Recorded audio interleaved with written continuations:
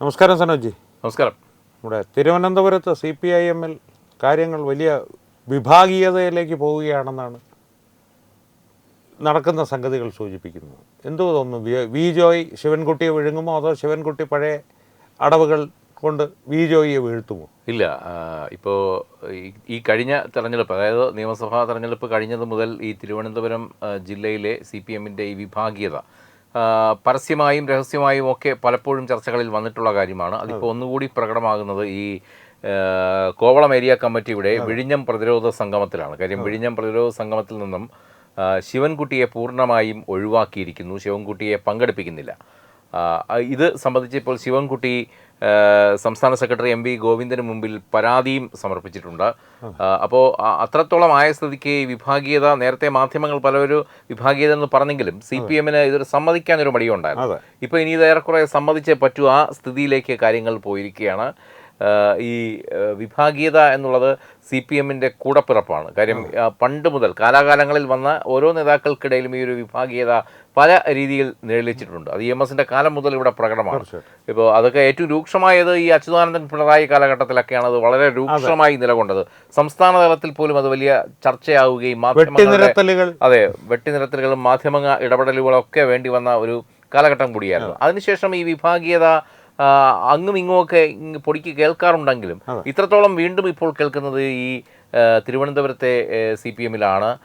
അത് സംബന്ധിച്ച് പറയുകയാണെങ്കിൽ വി ജോയ് എന്ന നേതാവ് പുതിയൊരു വളർച്ച ആഗ്രഹിക്കുന്നു എന്നുള്ളതാണ്. പാർട്ടിയിൽ ഇതുവരെ ഇല്ലാത്ത രീതിയിൽ വി ജോയ് ശക്തനാകാൻ സ്വയം ശ്രമിച്ചുകൊണ്ട് പല കാര്യങ്ങളിലും വിഭിന്ന സ്വരങ്ങൾ ഉയർത്തുന്നു. ഇതൊക്കെ CPM-നുള്ളിൽ തന്നെ വലിയ ചർച്ചയായി മാറിയിരിക്കുന്ന കാര്യങ്ങളാണ്.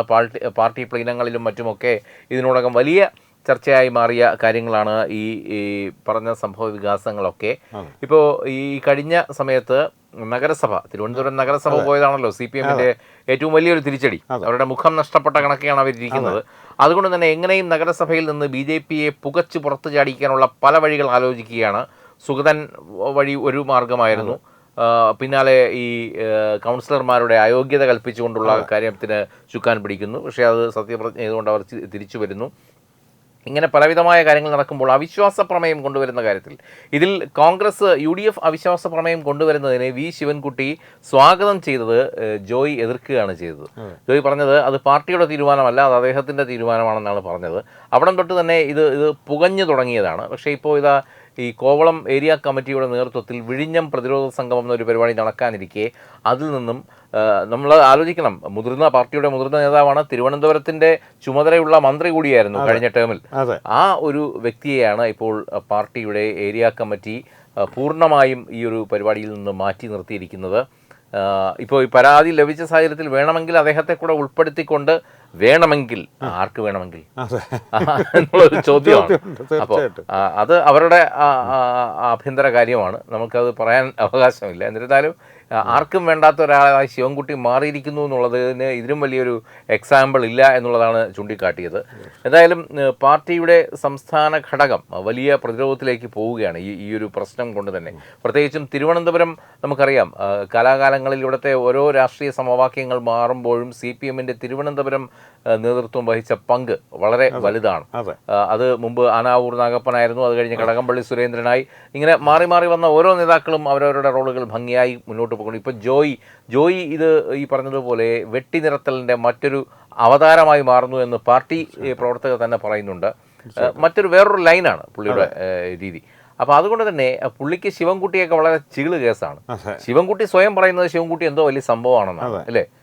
ആനന്ദ താണ്ഡവമാടുന്ന നിയമസഭയെ കിടുകിടെ വിറപ്പിച്ച ശിവൻകുട്ടി എന്നൊക്കെ ഉള്ളത് ഇനിയൊരു പഴങ്കഥയായി മാറുമോ എന്നുള്ളതാണ് ഇപ്പോൾ CPM-കാരുടെ ഇടയിൽ പോലുമുള്ള ഒരു സംശയം. പക്ഷേ ഒരു സനോജി, ഒരു സംശയം, കാരണം ഈ വി ജോയിയെ സംബന്ധിച്ച് പറയുകയാണെങ്കിൽ അദ്ദേഹം രാഷ്ട്രീയത്തിൽ ഉയർന്നു വരുമ്പോൾ ഒരുപക്ഷെ ശിവൻകുട്ടിയുടെ പിൻഗാമി ഇദ്ദേഹം തന്നെയാണ്. കടകംപള്ളി ചിത്രത്തിൽ നിന്ന് മാറിയതിനു ശേഷം ഒരു കാലഘട്ടത്തിൽ ഗുരുവും ശിഷ്യനും തമ്മിൽ ഒരു രസലുണ്ടായി, കടകംപള്ളിയും ശിവൻകുട്ടിയും തമ്മിൽ. അപ്പോൾ അതിനുശേഷം വി ജോയ് തന്നെയാണ് ശിവൻകുട്ടിയുടെ പിൻഗാമി. കാരണം ശിവൻകുട്ടി ഒരു കാലത്ത് തിരുവനന്തപുരത്ത് സർവ്വശക്തനായിരുന്നല്ലോ. പക്ഷേ വി ജോയ് തന്നെയാണ് പിൻഗാമി എന്നുള്ളൊരു ചിന്ത കമ്മ്യൂണിസ്റ്റ് പാർട്ടിയിൽ ഉണ്ടായിരുന്നു എന്നുള്ളത് പരസ്യമാണ്. പക്ഷേ എന്തുകൊണ്ടാണ് ഈ ഉരസൽ ഇപ്പോൾ വന്നിരിക്കുന്നത്? ശിവൻകുട്ടിയുടെ സ്ഥാനനഷ്ടവും പരാജയവും ഒക്കെയാണോ അതിന് കാരണം, അതോ മറ്റെന്തെങ്കിലും മനോഭാവം? അല്ല, ഈ CPM-ൽ കാലാകാലങ്ങളിൽ അവരുടെ ഒരു മനോഭാവം തന്നെയാണ് ഇതിലെ ഏറ്റവും വലിയ ഒരു കാര്യം. ഇന്നലെ ശിവൻകുട്ടിയുടെ കാലമായിരുന്നു, ഇന്ന് ജോയിയുടെ കാലം.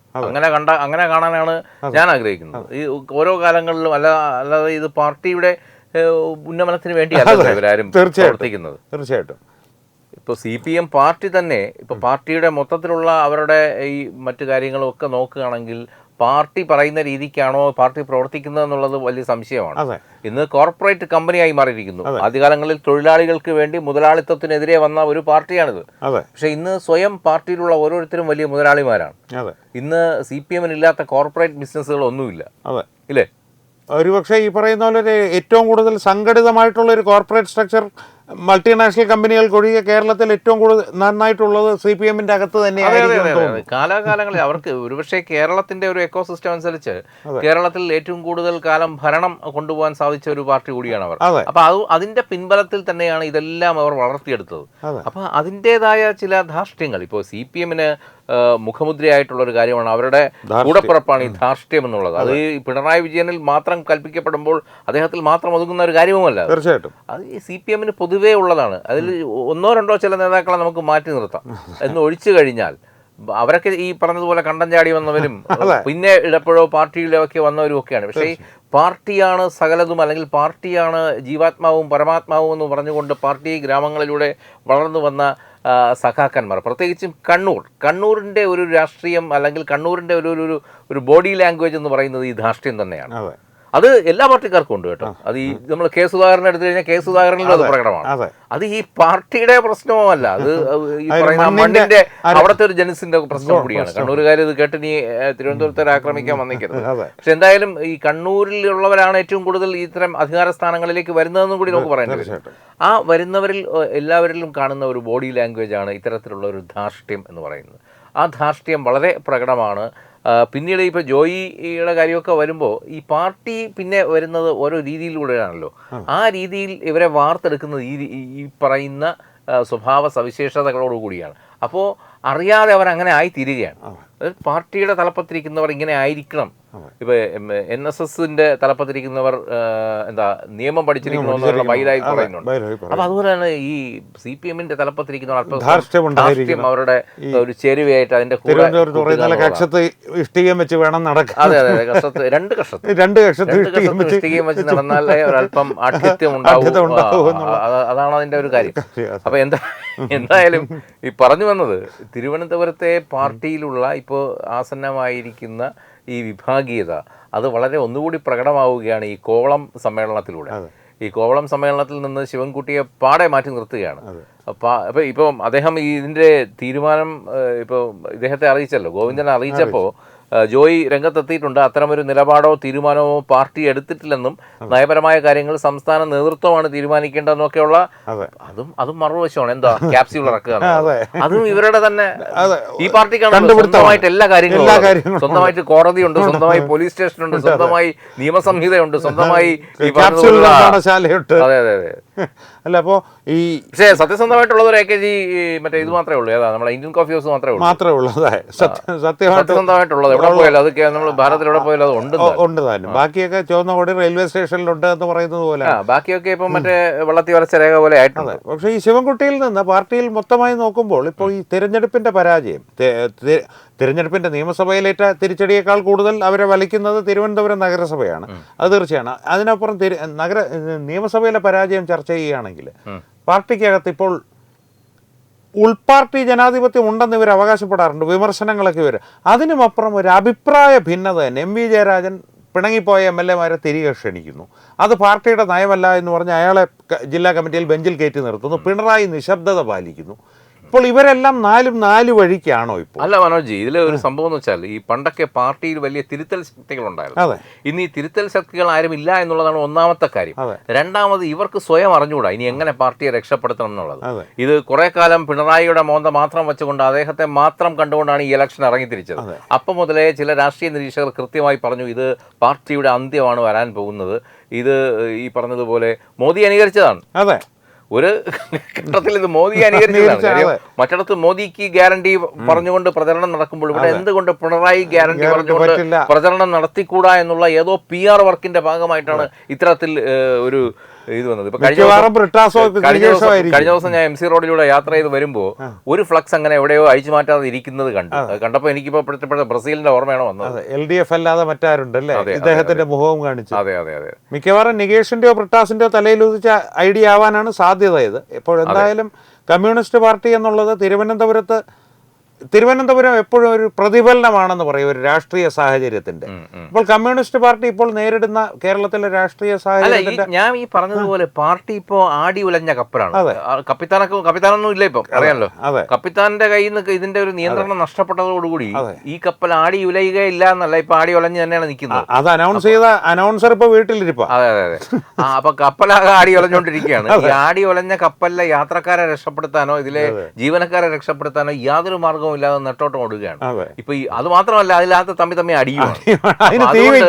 അതുകൊണ്ട് കപ്പൽ മുങ്ങും എന്നുള്ള കാര്യത്തിൽ വലിയ സംശയമൊന്നും വേണ്ട. എപ്പോ മുങ്ങുമെന്ന് മാത്രം ചോദിച്ചാൽ അത് ഇനി ഏതെങ്കിലും ഘട്ടത്തിൽ രക്ഷപ്പെടുകയാണെങ്കിൽ കേരളത്തിലെ ജനത അത് ഏറ്റെടുത്തിട്ടുണ്ട്. ഇത് മുക്കിയിട്ടടങ്ങും. ഈ ഒരു കപ്പലാണ് ഇപ്പൊ കേരളത്തിന്റെ ശാപം, ഏറ്റവും വലിയ ശാപം. ഇന്നിപ്പോ അനുഭവിക്കുന്ന എല്ലാ ദുരിതങ്ങളുടെയും പിന്നിൽ ഈ ഒരു കപ്പലിന്റെ റോളുണ്ട്. അപ്പൊ ആ കപ്പലിനെ മുക്കുക എന്നുള്ളതാണ്. അത് മുങ്ങിയില്ലെങ്കിൽ അപ്പോൾ സ്വയം മുങ്ങും എന്നുള്ളത് മുക്കും എന്നുള്ളത് കേരള ജനതയുടെ പ്രതി. അപ്പൊ അതിന്റെ ആദ്യത്തെ ഒരു മുക്കലാണ് ഈ ഇലക്ഷനിലൂടെ അവർ കൊടുത്തത്. പക്ഷെ എന്നാലും ഈ പറഞ്ഞതുപോലെ അല്പസ്വല്പം ലൈഫ് ഗാർഡ്സ് ഉപയോഗിച്ചതൊക്കെ രക്ഷപ്പെടാനുള്ള ശ്രമം നടത്തുന്നുണ്ട്. എവിടെ രക്ഷപ്പെടുത്തുന്നില്ല. അവസാനമായിട്ട് നമ്മുടെ ഈ ശിവൻകുട്ടിയിലേക്ക് തിരികെ വന്നാൽ, അപ്പോൾ താണ്ഡവം ശിവൻകുട്ടി യുഗം അവസാനിക്കുകയാണ് എന്നുള്ളതാണ് ഇപ്പോഴത്തെ ചിത്രം. കലാകാലങ്ങളിൽ അങ്ങനെയാണല്ലോ മനോജ്. ഒരു അപ്രമാദിത്വത്തിൽ നിന്ന് അടുത്ത അപ്രമാദിത്വത്തിലേക്ക് പോകുന്നതാണല്ലോ ഈ നേതൃസ്ഥാനം എന്ന് പറയുന്നത്. അപ്പോൾ ഈ എല്ലാ കാലവും ശിവൻകുട്ടിയുടെ കാൽക്കീഴിലാകില്ല തിരുവനന്തപുരം CPM എന്നുള്ളതിന്റെ ഒരു വ്യക്തമായ തെളിവ് കൂടിയാണ്. അതിന്റെ പുതിയ ഒരു തലമുറ, ജെൻസിയുടെയൊക്കെ തലമുറയാണ്. താടിവാല മസ്റ്റാണ്. അതെ അതെ അതെ, താടിവാല മസ്റ്റാണ്. അത് കടകംപള്ളി ആയാലും ശിവൻകുട്ടി ആയാലും ജോയി ആയാലും താടി വേണം എന്നുള്ള കാര്യം കൂടെ നിർബന്ധമാണ്. അപ്പൊ ഏതായാലും ഈ പുതിയ താടിയിലൂടെയാണ് ഇനി പാർട്ടി മുന്നോട്ട് പോകുന്നത് എന്നുള്ളതാണ്. അപ്പോൾ കഴിഞ്ഞ താടികൾ ചെയ്തു വെച്ച മണ്ടത്തനങ്ങളും ഇതിൽ നിന്നൊക്കെ രക്ഷപ്പെടുത്താൻ പുതിയ താടിക്ക് കഴിയുമോ എന്നുള്ളതും ഒരു ചോദ്യചിഹ്നമാണ്. അവൾ ആ സ്കൂളിൽ നല്ല പഠിച്ചിറങ്ങി വരുന്നു, വലിയ പ്രതീക്ഷയൊന്നും വേണ്ട എന്നാണ് എൻ്റെ അഭിപ്രായം. എന്തായാലും കാത്തിരുന്ന് കാണാം ശിവൻകുട്ടിയെ എപ്പോൾ മുക്കും, കപ്പൽ എപ്പോൾ മുങ്ങുമെന്നുള്ളത് കാത്തിരുന്ന് കാണാം. അതിനനുസരിച്ച് മുങ്ങുന്നതിനനുസരിച്ച് നമുക്ക് ചർച്ചകളും ആയിട്ട് വീണ്ടും കാണാം സനോജി. അപ്പോൾ വളരെ നന്ദി. നമസ്കാരം സനോജി. നമസ്കാരം.